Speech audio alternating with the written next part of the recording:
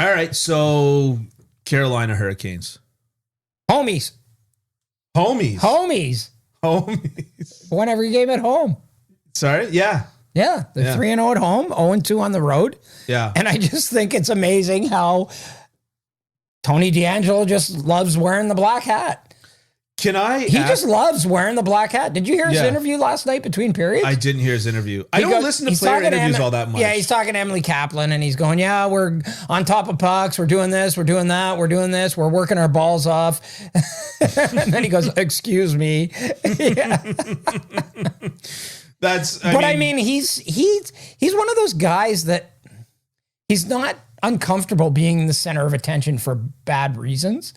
And he was no kidding. He was good last night. Yeah. He had 3 points. He had a fantastic night last night. I gotta say, between Max Domi, Tony DeAngelo, and Brad Marchand, are basically 3 of the most hated NHL players in this series. Is Domi that hated?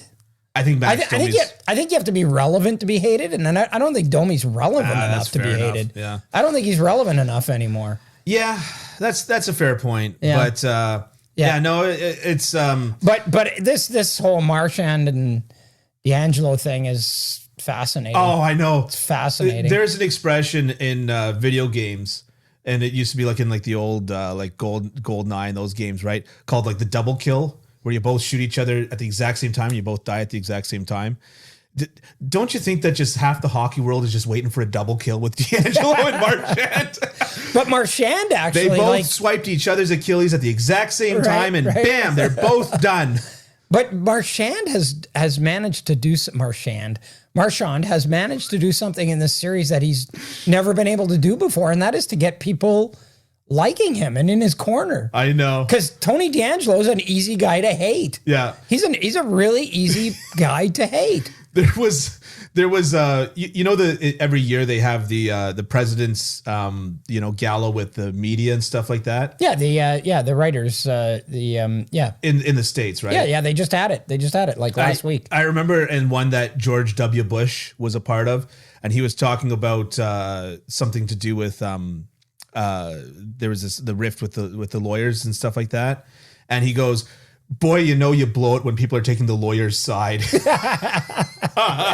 So it's boy, you're hated when people are taking Marchand's side. Yeah, when people are seeing Brad Marchand as the protagonist, wow. The anti-hero story. Yeah. Before we get off of Carolina, I've got to ask this because I've been kicking this around in my mind. Maybe we will put it up on as a Twitter poll on Hockey Unfiltered on Twitter. But how if Frederik Andersen becomes healthy, do you pull Ronta for Andersen? No. And how much of a leash does Ronta have before Andersen? Not a huge one. Yeah. But Freddie Andersen is not playoff tested. Antti Ranta's been one of the best stories. Hey, what's he got, an 846? No, or 946. Sorry, no, I meant to say 946. Okay, yeah. I'm sorry, but he's thrown up he's thrown up at least a 940 right now. He's having an incredible playoffs.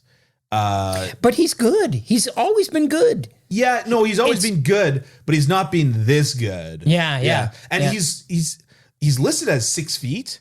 I bet you he's shorter than 6 feet. I saw him. I've seen him in the dressing room in Arizona. Yeah. Yeah, he doesn't strike you as being 6 feet. He's my height, isn't he? No, I think he's a little, how tall are you? 5'10". Probably somewhere between, but yeah. Yeah, because all I know is he doesn't have your body type. I know that much. Yeah, well, I've got the body type of the Anton Khudobin, the Robin Leonard, just not the talent. Just a pile of concrete. Just not the talent. What I know is that when I see Ronta lean against his net, I go, well, that's about the same leaning position as I have against my net. Okay. And I'm like, there's no way he's 6 feet. But he is playing just completely out of his mind. And it's just again, if you were to tell me that Carolina, that Antti Ranta is playing completely out of his mind, you wouldn't have listened to our podcast. That's what you would have said. Because remember Don Waddell? He was right. Don Waddell was right. Yeah. No, Don Waddell was right. But I'm just saying, if you told me that Antti Raanta is playing completely out of his mind, you'd think that Carolina would be I'm not walking away with the series. I'm not convinced that the injury to Frederick Anderson is not the best thing that could have happened to Carolina. I'm not convinced. Yeah. I mean, now they have an excuse. Like, Right. you're not going to take Raanta out now. No chance. Anderson's probably been healthy for a week. Yeah. There's no chance. Yeah. It's just, I've loved watching him play, even just the way that he's doing it. Yeah. Even just the way that he's doing it has just been wild. I think I texted you or called you at one point. I said, does every member of the Boston Bruins become Chris Kreider? Yeah. It just seemed like they're just all going after goalies. But all right, so let's get on to that other team, the Boston Bruins. What's your word for the Bruins? I have a hyphenated word, top heavy. Top heavy. Yeah, they're top heavy. Yeah. And that's all they are. That's all they are. Yeah. And Bruce Cassidy talked about it. He said, I think he referred to them as the middle of the order. They have to do stuff. They have to bring it. Yeah. Like Eric Alla has no goals. Yeah. Taylor Hall has 2 goals. Yeah. And he's Marcus ordinary in those goals. Marcus Foligno's done nothing. He hit someone last night. Yeah. Okay. Those, like he said, those middle of the order guys. Craig Smith, guy who was really good in the regular season. Nick Foligno. Yeah, what did I say? You said Marcus Foligno. I meant Nick Foligno. I knew that was sitting weird in my mind for Nick Foligno's done nothing. Eric Hall has done nothing. And you know what's funny? It was the Marcus Foligno hit that I was actually thinking of in my mind. Right. Okay. Craig Smith has done nothing. Yeah. Taylor Hall is being Taylor Hall. Charlie Coyle's been okay, but Yeah, but I mean, he really stepped up in the regular season. You need your second line center in the playoffs. Yep. You do. Even if you get past this round, you then face either the New York Rangers or the Pittsburgh Penguins. And especially if it's the Penguins, you need your second line center. Because they've got a good one. He's not bad. Yep. He's not what he was, but by golly, he ain't bad. Yeah. So you picked the Boston Bruins. You didn't give them a huge advantage. You gave them 53%, and I gave Carolina 52%. Okay.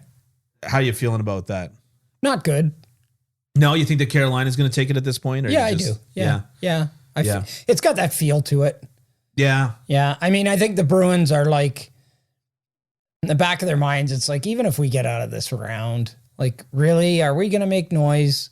Yeah. With only 3 guys producing? No. Yeah. I mean, losing Charlie McAvoy was huge for them too. The flip side of that, though, yes, it was huge. Yeah. And they did actually quite well without him. The flip side of that, though, is that I don't think that either the New York Rangers or the Pittsburgh Penguins are as good as the Carolina Hurricanes. Okay. Would you disagree with that? I don't think the New York Rangers are. Right. The Pittsburgh Penguins have the potential. Yeah. Yeah.